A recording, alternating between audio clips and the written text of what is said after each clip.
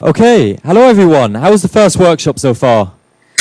Good stuff. So, we're in Expo Lab 1 and we've got Becky and Harry with us from Launch. Becky heads up the social advertising team at Launch and supports the team in managing their clients' TikTok, Pinterest and Meta accounts. She's worked at large in-house teams and has been advertising for around 15 years. Excellent. And I asked the speakers just for a bit of a random fact about themselves. So Becky was on ITV this morning a few years ago teaching Josie Gibson how to paddleboard, which is crazy. And we've got Harry here as well. So Harry's a senior paid media executive at Launch. None of this voluntary business. No. He works in accounts on a day-to-day basis across Google, Microsoft and Meta, ensuring Launch drives results for clients. He's previously worked in a full-service agency, so has a rounded knowledge of the marketing world, but 2 years ago decided to specialize in paid media. And Harry tried an egg for the first time at age 23. Wow. Right, I'll hand over to Harry and Becky. That's embarrassing, isn't it? Well done, Harry. Well done. Well done. So I'm Becky. I head up the paid social team at Launch. I'm Harry. I'm a senior paid media executive at Launch, and unfortunately, the egg fact is true. This microphone wants to make you sing out in song like karaoke. But I won't do that. Don't worry.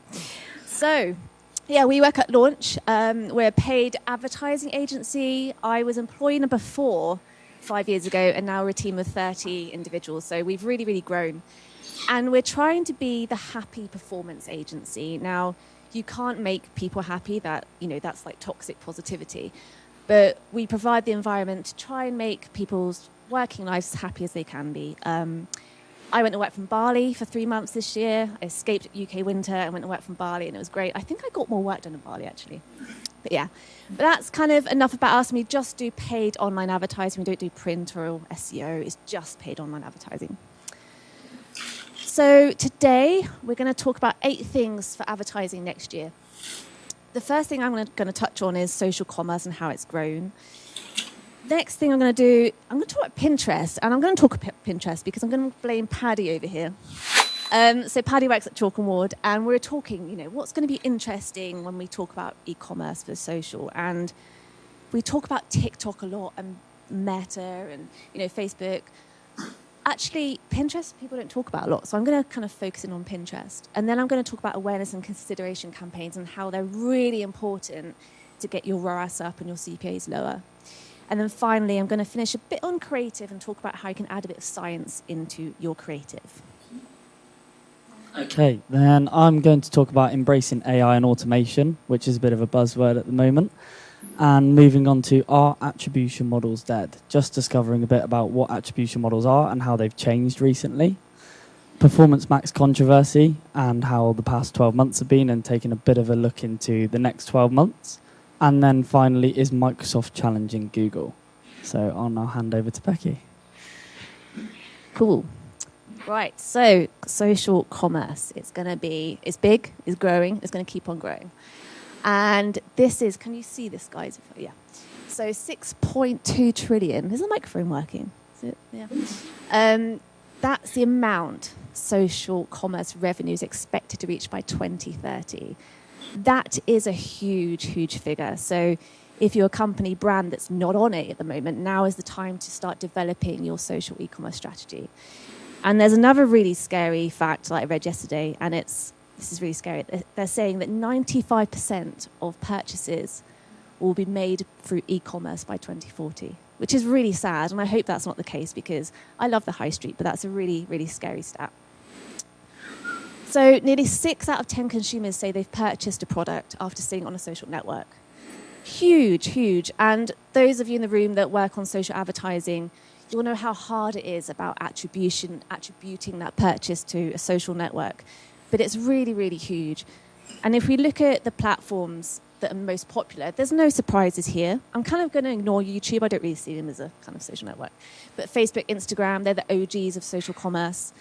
TikTok grew massively in lockdown. I mean, a lot of people say, TikTok's not for me. That's for like young people. I'm 38 and I've bought a lot of products off the TikTok shop. Like, I've got beauty products coming out of my ears. So TikTok, not one to ignore. But I really want to talk about Pinterest today. And like I said, if you don't find this interesting, blame Paddy over there. He encouraged me to talk about it. So, right, hands up in the room who has a Facebook and Instagram account.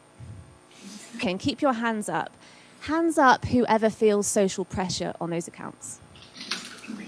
Okay. Hands up who has a Pinterest account. And hands up if you feel social pressure on Pinterest. Yeah. So Pinterest is a really different advertising platform. It's a positive advertising platform. Scroll speeds on Pinterest are 3 times slower than on Meta. People are mindlessly going to Pinterest to look at people's dog photos, baby photos, hunting for likes. They're on there for inspiration. So you go to Pinterest for a reason, whether that's to search for a wedding dress, your living room inspiration, office furniture. Okay, you have an intent to go there. So your audience is coming to Pinterest for a reason, which makes it a really great advertising platform to go on. And shopping is the main reason consumers go there in the first place. So it's really one to consider if you're in advertising and you're advertising on Meta and Facebook and TikTok and you haven't considered Pinterest. I'm hoping the next few slides are going to help persuade you to think about the platform. This is really interesting. So 97% of top searches are unbranded on Pinterest. So what does that mean? So those of you that work in Meta and Facebook advertising, you know, you have the interest-based targeting. You've got general broad targeting. You can upload custom lists, lookalike audiences. On Pinterest, when someone's searching for autumn outfit ideas or leather boots to go with a denim skirt, you can target those people. So you can upload that keyword list into the platform for targeting. You can do that keyword research yourself, or if you start advertising on Pinterest, you will have an account manager that can give you those keywords. So you are reaching people with real intent. It's not like Facebook where you've got this broad interest and your advert might be relevant to it, might not. On Pinterest, it's really, really relevant. 80% of weekly pinners have discovered a new product or brand on Pinterest. And this happened only to me last week. It's really inclusive. I look for blonde haircut ideas. And at the top bar, where it's got skin tone ranges, it came up with, do you have curly hair? Do you have coily hair? Do you have straight hair? Do you have frizzy hair? And I usually have wavy hair. And I clicked on it and I was looking at all these amazing images. And in between that were some shopping ads. And one was specific to blonde, wavy hair. And I clicked on the ad and I purchased the product because it was relevant to me. It wasn't intrusive. It wasn't an ad annoying on my newsfeed. It was relevant to me. Some examples of the different ads you can have: the shopping ads, collection ads, video shopping ads. And Pinterest are really, really investing in their platform this year. So they're spending a lot of money on it. They've got a really great, ambitious roadmap. And engagement with their shopping content is 50% up year on year. So really, really, really want to consider. And it's full funnel. So a lot of people, I go, have you tried Pinterest advertising? I'm like, oh, no, but we really need sales at the moment. It's not about awareness. It's not just about awareness campaign. So that first one, I'm going to restart that. That's my living room. And I wanted a new lamp. I love that lamp, and I want that lampshade. So the explore section came up, different ideas, and then also the shop section, all the merchants on Pinterest I can buy directly from, buy that lamp. And then again, this second one's going to restart it. I'm getting married next year. Pinterest knows this. I've got a lot of boards. Wedding shoes at the top there, all the sponsored content for wedding shoes. Below it, ideas. It's not intrusive. It's really easy to click on. I think I click on the next advert in a minute. There we go. Come on. Yep.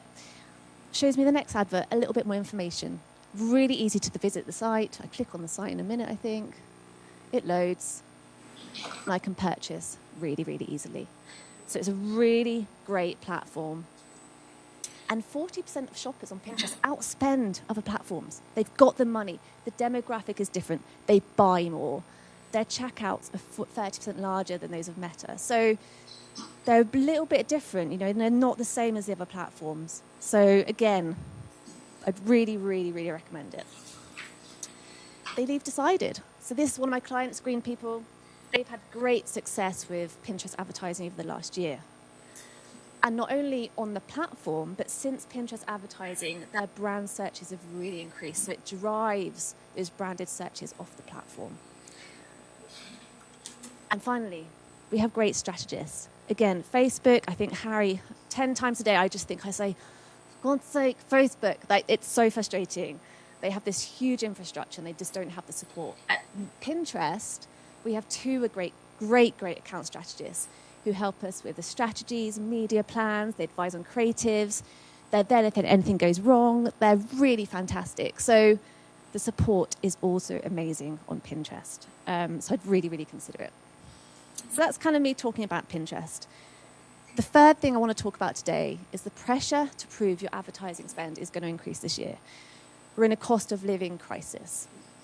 And 80% of people, I think John touched on it earlier in the room earlier, they're not loyal anymore. They're going to make changes to the brands and products they buy as prices go up. So how, as advertisers, can you keep top of mind? It really is about having this full funnel solution. Awareness. And a lot of companies skip this stage because they just want the sales. But awareness helps fill that bottom funnel. And on Pinterest, on Meta, on TikTok, awareness campaigns are the cheapest campaigns that you can do. It's eyes on ad. You've then got consideration campaigns. Drive people to your website. Drive them to your social channels. Introduce people more to your brand. Get them looking around. And this all fills this bottom funnel of them taking action. It's really important, and it's going to be really important. Now, we're coming into peak. We're kind of in peak holiday season. And 92% of people are willing to try new products and brands. So this time of year is actually a really great time of year to test out this strategy. And I'm going to talk to you about one of my clients, Sophie Allport. We have discovery campaigns, brand awareness campaigns all the time live. This is a collection ad on Meta. It opens up into like an online brochure. We're not asking people to go to the website yet. We're just introducing who Sophie Allport are and what they do. We have traffic campaigns. We might be asking them to go to the website, introducing different product ranges. We're collecting all their data. And then we have DP adverts. We're pushing them to buy. That would be embarrassing, wouldn't it? That would be really embarrassing. I've got that on video. We're pushing them to buy with DP adverts. And this works. Now, by doing this, it's meaning your overall cost per acquisition is lower and your ROAS is higher. And we took over their account last year, and since doing this strategy, because they were very much focusing on this bottom funnel before, but since introducing this relayed approach, their CPAs are much lower, their ROAS is higher. So it's really important. And I've got a couple of tips for you if you're selling on social and you haven't been doing this awareness and consideration campaigns, okay? First buzzword, consideration fortnight. We are in this right now. People are considering what to buy. Black Friday's around the corner. They're searching products. They're thinking about what to buy. They're not buying yet, but they're thinking. So you need to have budget in your traffic and awareness campaigns right now. You need to ramp those budgets up, and you need to be there. Because if you're not there, your competitors are going to be there. And when they come to Black Friday, your competitors are going to be top of mind. So it's really important you put budget into these landing page campaigns. This is from Meta, but it's the same across the board, TikTok, Pinterest. Consideration fortnight, that's your first buzzword. The second one that people forget is Forgotten Friday. Forgotten Friday is the Friday before peak, and it's the biggest converting day on Meta, apart from Black Friday. And again, advertisers kind of ignore this day and they put all the money into Black Friday, but actually, people have FOMO. They're worried about missing out on that size, they're worried about missing out on that product. So put money into that Black Friday before the Black Friday, because it's a really high converting day and people want to purchase. So they're my kind of two big tips for you there. And this is just an example. This is from Meta, but again, the stats are very similar across all the platforms. But by having consideration campaigns, you're going to get a 15% lower cost per conversion. So, I know that in the short term, you feel like, but it's not making sales. Depending on your sales cycle, a week down the line, you might get the sales. It might be a month down the line. But it's really important to have those consideration campaigns. Creative is king. Now, I love this quote. So creative without strategy is called art, and creative with strategy is called advertising. I mean, you kind of go, well, no shit, they're creative platforms. But it's amazing how many advertisers that I speak to, and they spend hours on the targeting and this and that, and then you go, great, can I have the creative? Oh yeah, no, Jeff's going to mock that up tomorrow quickly. You're like, oh. I don't want Jeff to mock it up quickly. I really want some thought into it. The creative is really, really important.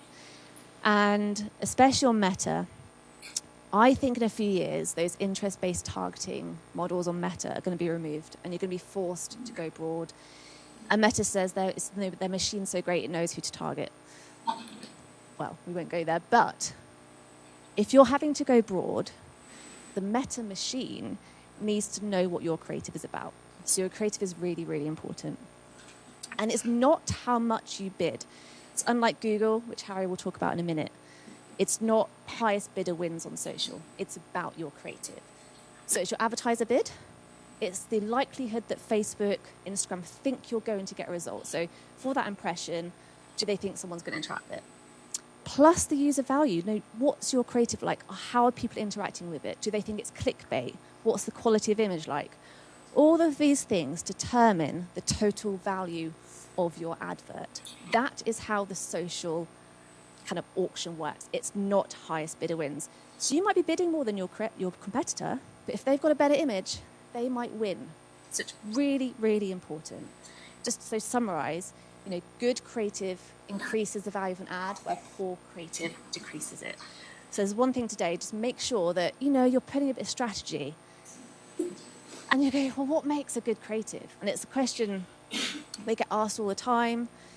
And so we have this model. It's called, I don't know if it's beta typing, but we use it. And I'll just run through an example. So one of my clients, Weird Fish Clothing, and, for example, they've got their fleeces, new season fleeces have come out.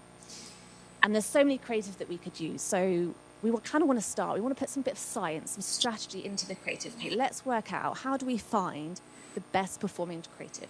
So we go, right, I think a studio image, or let's say I think a lifestyle image is going to perform better than a studio image. You're then going to make them, so you're going to have your lifestyle image, you're going to have your studio image. You're going to test them, you're going to learn what works. Did the lifestyle image perform better? If it did, you then adapt that image. So you go, okay, I think this lifestyle image is going to perform better than a lifestyle image with text overlay on it. And then you make it again, and you do this, and you just constant testing. And it's not ever a finished thing. It is constant.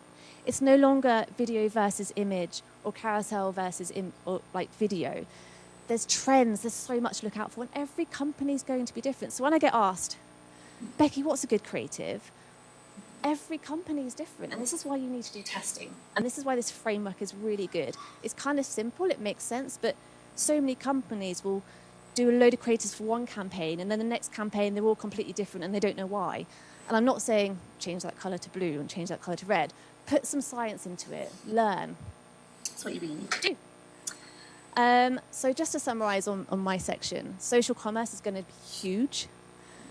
So, if you're not kind of got a strategy in place, really think about it. Don't ignore Pinterest. It's really exciting. And they're going to come up with even more features this year. Awareness and consideration is key to keep your costs down and your ROAS up. And if you're not putting effort into any of your creative, you need to forget it, because they're social, they're creative platforms. So creative comes first. And I'm going to hand over to Harry to go through the Google side.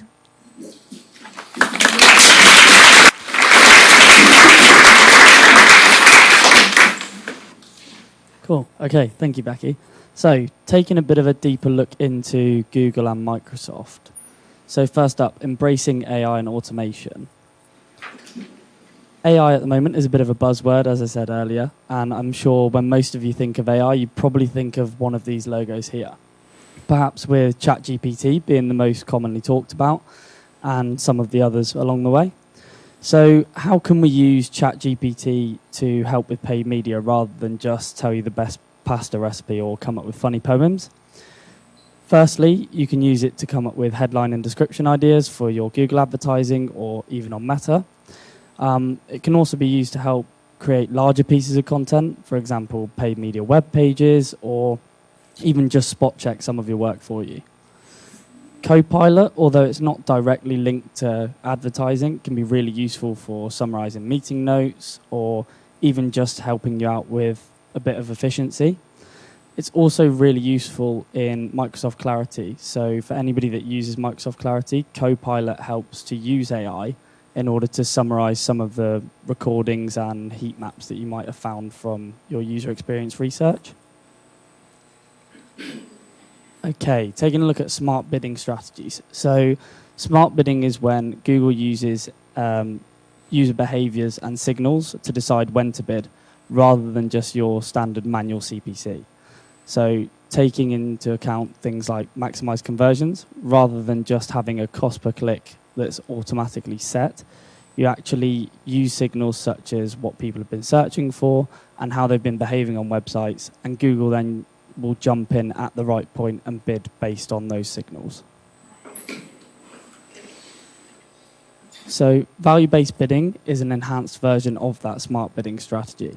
So whereas before on the left-hand side, you've got a simple conversion-based bid strategy and the cost per click set at around £5.50, and that's where you will bid up to for a conversion.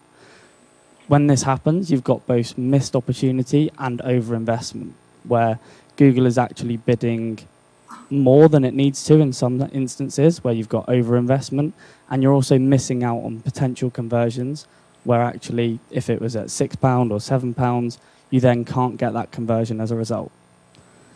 So on the right-hand side, just checking my left and rights.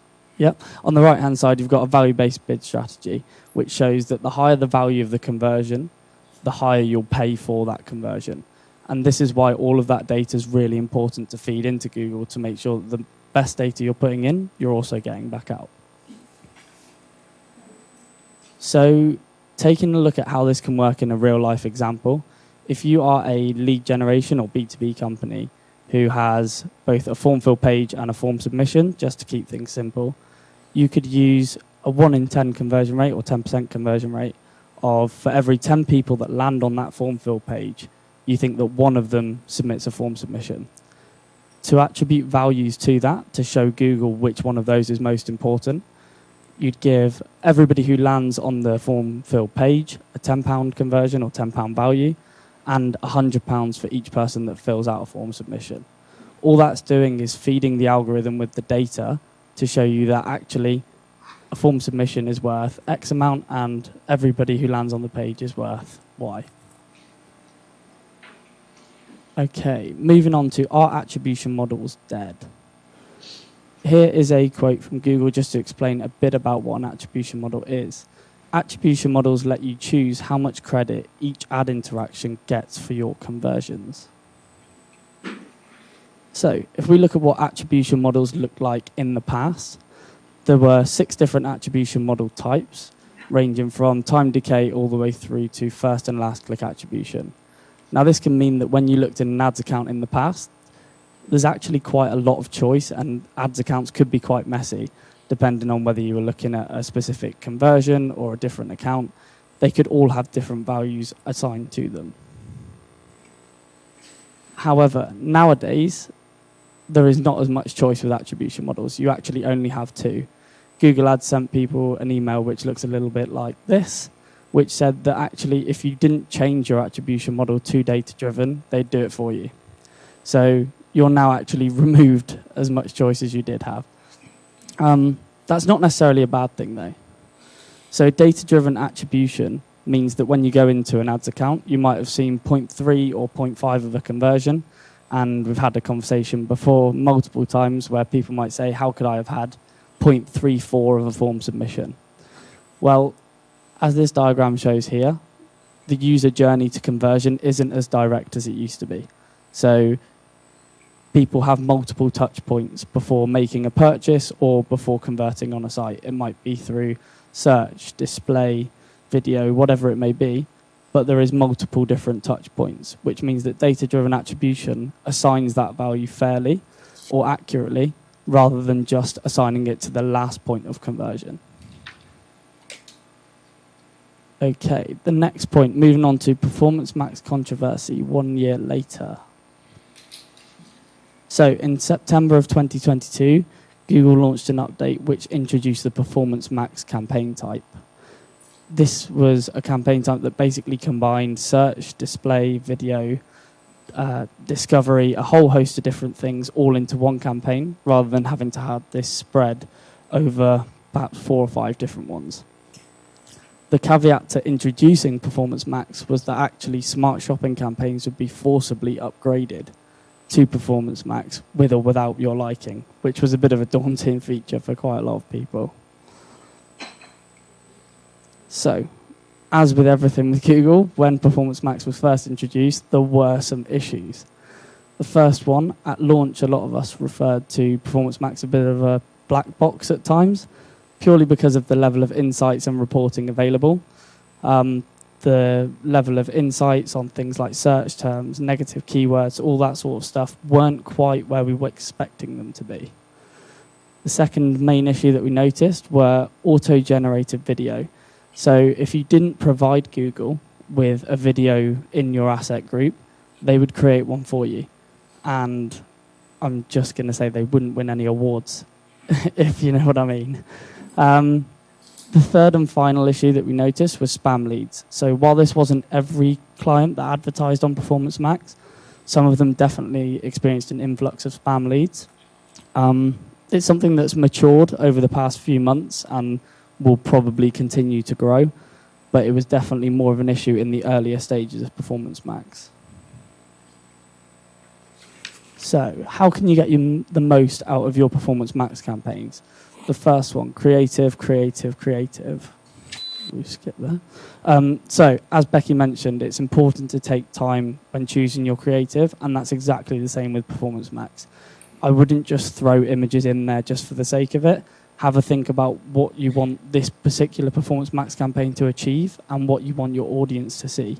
And it's important to make sure that you're refreshing them as well. It's not a one-shoe-fits-all, so when you've added the creative in, I wouldn't just leave it and then expect it to work its magic. The second point being asset and listing group management. So asset groups and listing groups are really important, but it's making sure that you categorize them efficiently. So this doesn't mean it's, have as many as possible or only have one. Have a think about how your products or services need to be categorized to make sure you've got the right amount. And then finally, audience signal capabilities. So audience signals have a load of different options, from competitor websites and using your own data, all of which can be really useful to feed the algorithm with who you want the Performance Max campaign to target. Okay, and the final tip for today is Microsoft finally challenging Google? That was easy. No, but there are a few things that Microsoft has that are a bit of an edge in some areas over Google. So depending on your target audience, if you ask yourself, who are they, what device are they on, and what segment are they in, Microsoft has a whole different network that you could tap into. There's 605 million monthly PC searches and 29 million unique PC users a month alone on Microsoft. So there is an audience there to use. LinkedIn profile targeting is a unique feature and only available to Microsoft advertising. So this is another feature that's allowed on Microsoft that kind of gives it an edge over Google. And you can use bid adjustments to basically, rather than narrow your audience, enhance your bidding based on if it matches a LinkedIn profile. This is something that's only available in certain regions across the globe, but it does include the US, UK, Canada, and Australia. Specific service ads are a unique feature as well. So this gives certain industries a bit of a different identity on the Microsoft Ads platform. So automotive ads is one example, which is a bit of a hybrid between a display and a shopping ad. And for people within the automotive industry, this could be something that's worth exploring. And then insurance, real estate, and tax services are also given their unique identity on Microsoft Ads rather than your standard text ads. Okay, so Microsoft Performance Max in July this year was introduced, and Microsoft and Google launches have been a bit anticlimactic in the past. So they can sometimes feel a bit like this, where Google does an update and Microsoft has been known to copy it. So the question on everyone's mind was, would Microsoft Performance Max be the same, or was Microsoft finally changing the game? To cover some of the pros and cons already of Microsoft Performance Max, while it's still in its very early stages. So asset group level reporting is available, which is really useful when it comes to deciding whether the assets that you're using are right for your audience. There is unfortunately no video, which probably came as quite a shock, but I wouldn't be surprised if that's something that's really quickly introduced. Ad type exclusion was a massive positive. For people that know certain ad types aren't as relevant to their audience, this came as a huge positive for Microsoft over Google. And very slow learning. So the fact that Performance Max take time to learn is probably not a shock to many of you. However, the fact that it can take, in some instances, up to 2 weeks for impressions to start taking off is probably a massive put-off for some people. Negative keyword lists are available, which is also a massive bonus. It allows you to eliminate searches that you know you don't want to appear for. And the lack of custom segments is probably something, again, that I would imagine will change fairly soon. Okay, just to summarise some of the points that have been over today, don't be afraid of smart bidding. It's already changed a lot over the past few years, and it's something you kind of have to get on board with. Data-driven is the way forward. Like I said earlier, you now only have 2 choices, so I'd probably choose data-driven, and for the reasons mentioned, it's providing you with accurate data. Performance Max has come a long way in the past 12 months, and it will come a long way over the next 12 months. So it's definitely something to optimize and learn and join along the journey. And finally, consider your Microsoft audience. Whether you love or hate Microsoft, there's an argument to say that it has a use. So think about whether it's right for you. Thank you very much.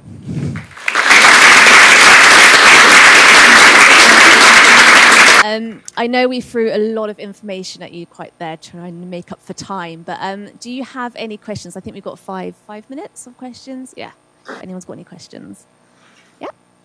Do you have any more detail about demographics on Pinterest? Yes. So it is still female heavy, so it's 60% female. They're looking at trying to grow like the male audience. It tends to be 30 plus, so it's a little bit older. And they have higher income brackets. So it's a really great platform to try if you're kind of maxing out on Facebook, Instagram. I really recommend it. Like I said, they're so helpful compared to Meta. Like, they're so lovely, so I'd really recommend it. Yeah. Any other questions? You. Yeah, it all sounded amazing, everything to do with Pinterest, but have you had any positive experience with B2B as well? I got asked this earlier actually about B2B. If a B2B company came to me, it wouldn't be the first platform I'd choose for them. However, again, if for B2B companies, we ask for like data on that specific industry, that vertical, they'll send us stats. So it's not one to ignore. We've got one company that does box storage, and for them, we kind of target keywords around offices and office space and space-saving ideas. So it can really work. So it just depends on what you do. And again, yeah. Do you find that there's much of a demographic then on Pinterest for businesses, I guess, using it? Yeah, so a few years ago, I'd say no, but it's really growing. Like I said, as a platform, there's more and more people going to it. They've grown as a company. They've got more people in-house. They're really excelling. They're improving their products all the time. And as they start pushing that, I mean, they've got a TV advert now I saw the other day, so they're really starting to push more different types of businesses on the platform rather than just kind of mainly e-commerce and fashion and homeware. So, Thanks.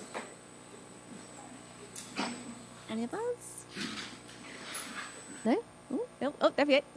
How do you think, obviously, Google's bringing in Google Bard, Microsoft is bringing in whatever Microsoft's going to call their version, into search results? How do you think that's going to impact search advertising specifically? So it definitely makes things more competitive, and it definitely means that the search results page is going to be a lot busier. I think there's a lot of unknowns with that. There's a lot of uncertainty around how it'll affect bidding and how it'll affect cost per clicks. I think, to be completely honest, it's going to make costs go up, in my opinion.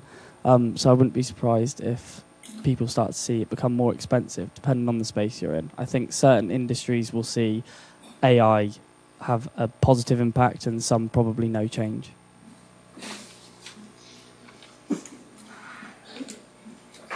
So say on the data-driven bidding, so it looks great that you don't. It looks like it takes out that sort of overspend or the underspend.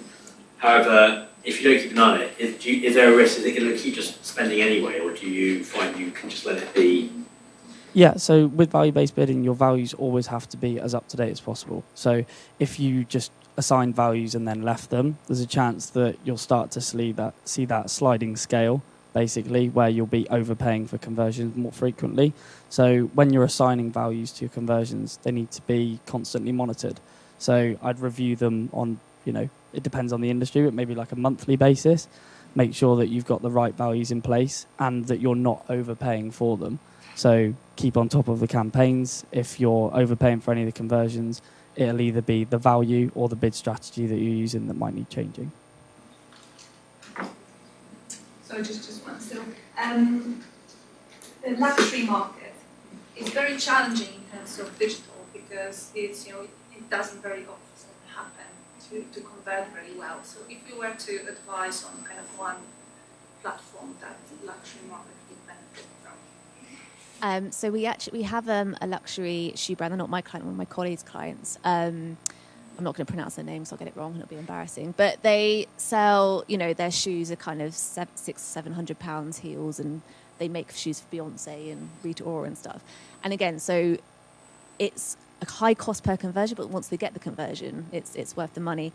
And they're seeing really great results on Pinterest. And also TikTok, which we were quite surprised at because we thought the demographic TikTok, they weren't there. But TikTok and Pinterest are actually outperforming Meta at the moment. But it really is about testing, which I know is a kind of bit of a cop-out answer, but I think you've just got to test and see what works. Yeah.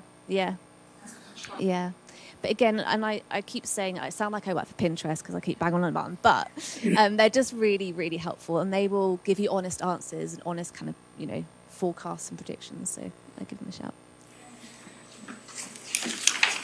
Oh, yep. Hello, Joe. Anything on sort of different types of creative that work best across the different parts of the funnel, the different platforms? Yeah, so all the platforms, they keep bringing out kind of different kind of sorts of formats. With Meta, we're finding those collection ads where, they come up in a full kind of experience on platform are really good. The CPCs are high, but you're not asking them to go to the website. So they're really great.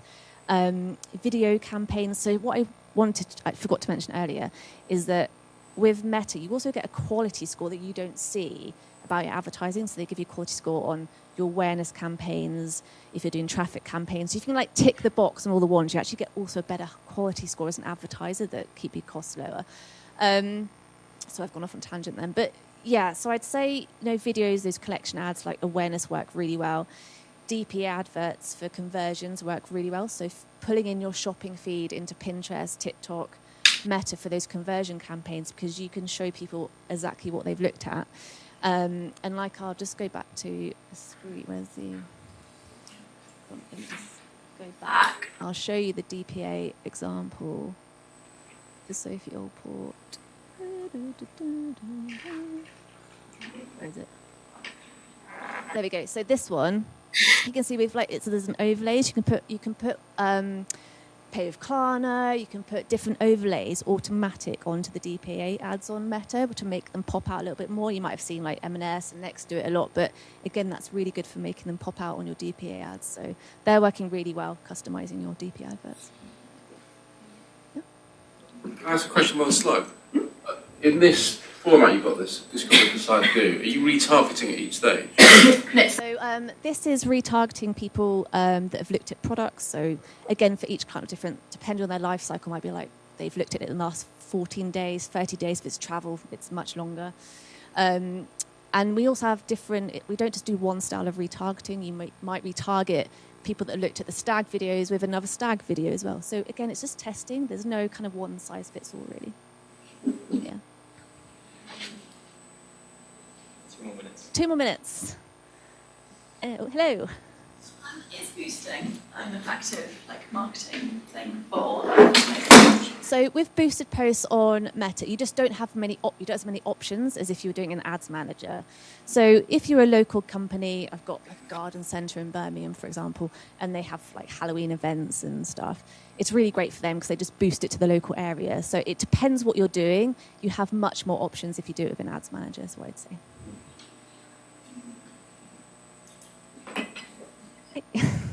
Why should a brand use a performance marketing agency like yourselves as opposed to doing it in-house? I think it really depends. When we're in-house, I'm not a salesperson. This is not going to go down very well.